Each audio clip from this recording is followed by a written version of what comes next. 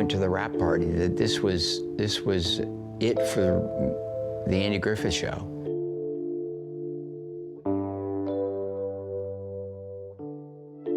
Like the most petty, humiliating, yet startling thing if I just fired my hat at him. So I didn't tell anybody this. I just did it. Ron Howard may have been America's favorite red-headed boy. But life on the set of The Andy Griffith Show wasn't always as wholesome as the world of Mayberry suggested. Viewers remember him as Opie Taylor, the bright, wide-eyed son of Sheriff. Andy Taylor played with warmth and sincerity by Andy Griffith himself.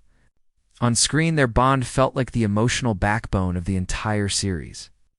But off-screen, Ron was a child actor thrust into an adult world of rehearsals, egos, and invisible tensions he couldn't fully understand.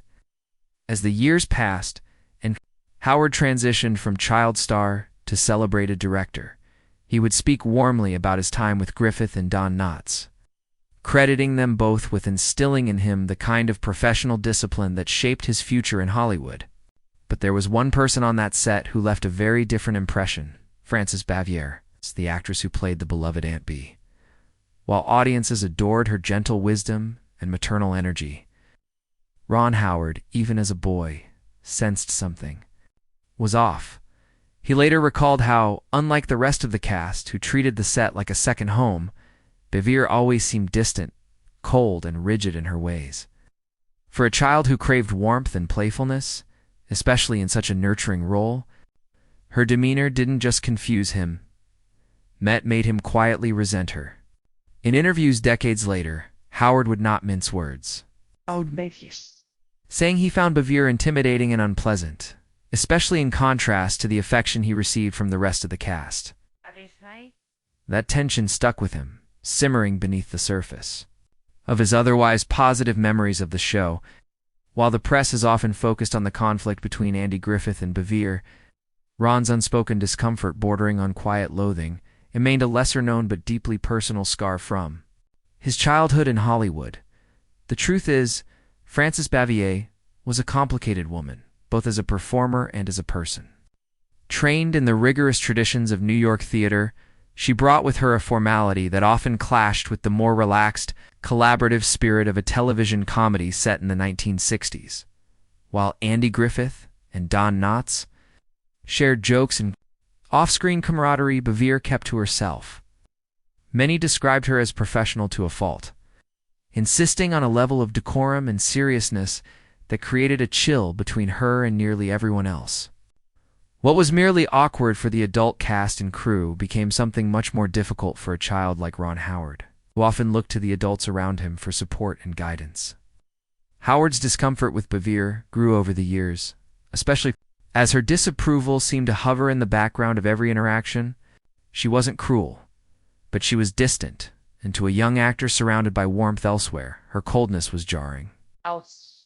Complicating matters was the fact that Bavier often didn't view her co-stars, especially the younger ones, as equals. She was known for correcting others on set, resisting directorial instructions, and retreating to her dressing room in between scenes. Stories emerged of her refusing to shift her position slightly for camera blocking, insisting that it wasn't necessary even when it delayed production. Howard, still learning the ropes, found this behavior hard to process, and over time, it turned into a kind of internal frustration. While he never publicly attacked her character, he didn't hold back in interviews where he acknowledged the tension and the lasting impression her aloofness left on him. For a show that stood for community and warmth, this undercurrent of emotional disconnection was a painful contradiction and one that stuck with Ron Howard long after the cameras stopped rolling, yet in the strange way that time softens even the deepest resentments. The story between Ron Howard and Frances Bavier didn't remain entirely unresolved. Though they never shared a warm reconciliation, Howard would later express a kind of mature understanding of Bavier's behavior, recognizing that her emotional distance may have stemmed from her own internal battles. Indeed, near the end of her life, Bavier herself seemed to reflect on her regrets. While the most famous attempt at closure came when she called Andy Griffith to apologize after decades of silence, admitting that she had been difficult and that much of the conflict was her fault. There's no known record of a similar apology directed at Ron Howard. Perhaps she didn't need to make one directly.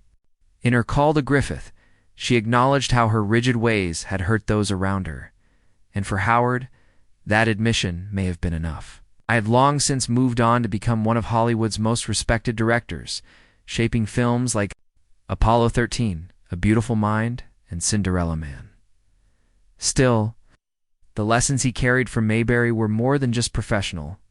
They were emotional.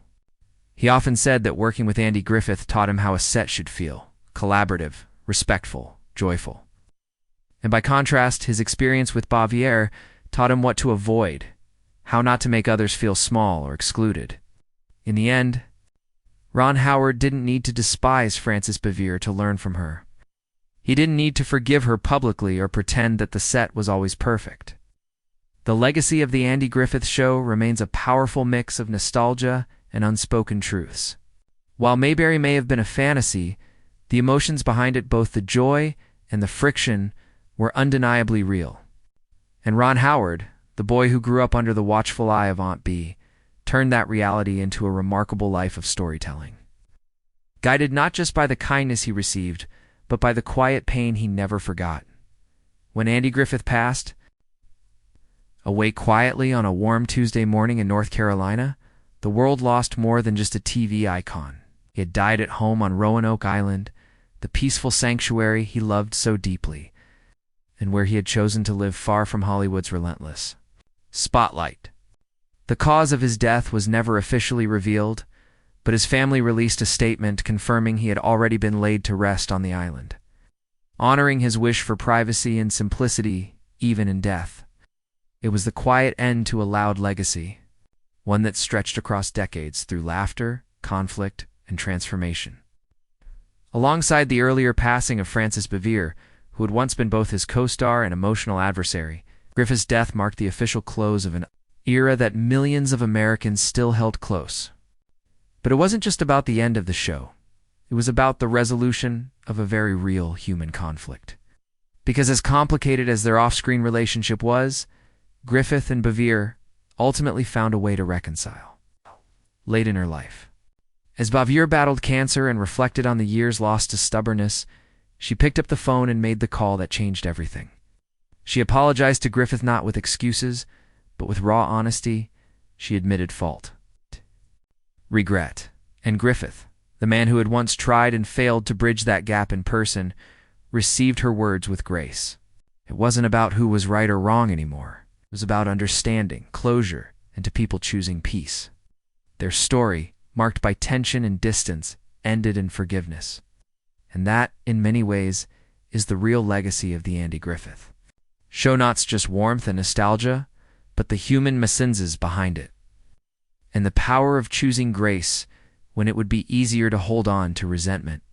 But as that chapter quietly closed, another story was unfolding in the background. One that had nothing to do with scripts or sitcoms, a story of a different kind of devotion. Not on screen, but in real life. Ron Howard has spent most of his life in front of, and later behind, the camera, but his greatest role hasn't been as a child star, nor as an Oscar-winning director. It's been as a husband.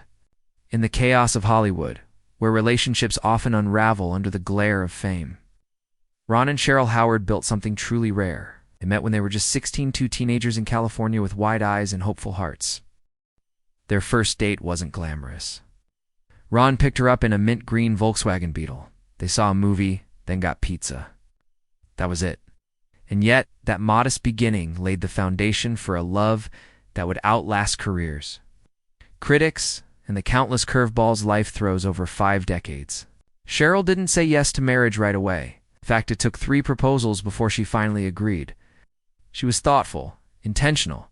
She wanted to finish school, make her own way before tying herself to someone else's rising star. But when she did say yes, it wasn't because she was swept up in Hollywood dreams. It was because she saw something real in Ron, the storyteller, the listener, the steady hand. They were married in June of 1975, and over the next 50 years, they built not just a family, but a legacy of their own. For children, including actresses Bryce Dallas Howard and Paige Howard, followed them into the film industry. But what the world sees on red carpets is just the surface. Their real love story unfolded in private car rides, family dinners, school plays, and early mornings. For their 50th anniversary in 2025, Ron posted a simple photo of the two of them at sunset, standing on a beach. No filters, no spotlight, just warmth and quiet joy. He said their relationship was like a river ride, flowing through calm waters and rough currents, but always in the same direction. We just kept paddling, he wrote. That's how they've lasted. Through every season of life, through newborns and night shoots, arguments and reconciliations, they kept choosing each other.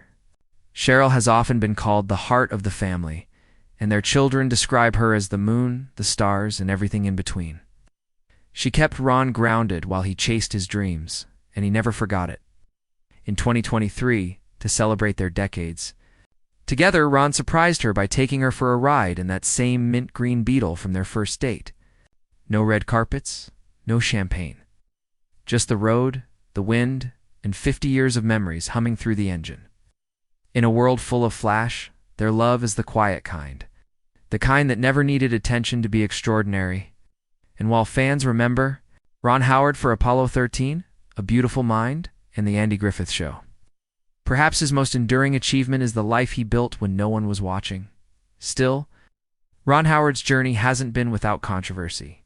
In fact, in recent years, he's found himself reflecting on the nature of trust, both on screen and in real life. Few actors successfully become legendary directors, but Howard did, joining a small club that includes names like Clint Eastwood and Jordan Peele.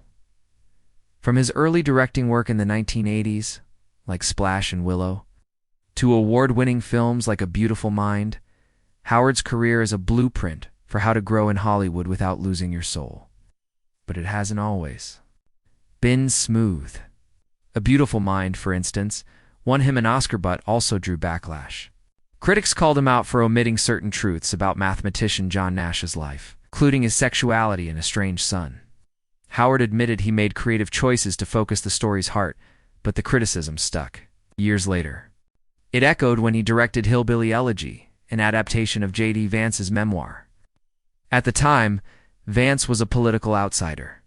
Howard approached the project with empathy, trying to understand the roots of poverty and resilience in America. But in the years since, Vance has entered politics and embraced rhetoric that Howard now quietly but firmly distances himself from.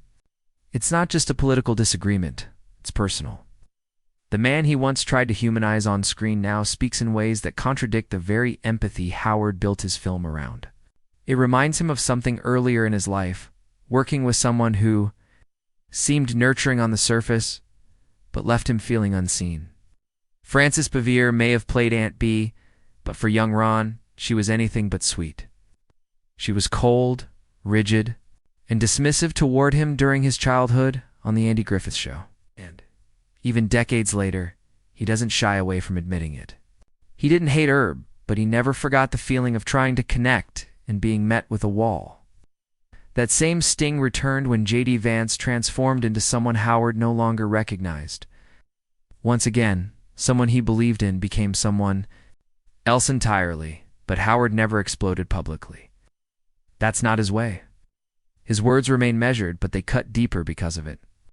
He's a storyteller who understands the weight of perception, and in recent years his message is simple, but urgent.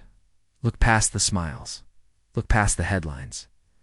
People can disappoint you, even if they once seemed like the hero of the story. And in the end, perhaps that's been Howard's greatest revelation. Not every role is what it seems. Not every story ends with a bow, and sometimes the quietest men carry the heaviest truths. He's not just telling stories anymore. He's living them, and with every word, every pause, he reminds us. Watch carefully. Believe thoughtfully. You can never forget who's really behind the curtain.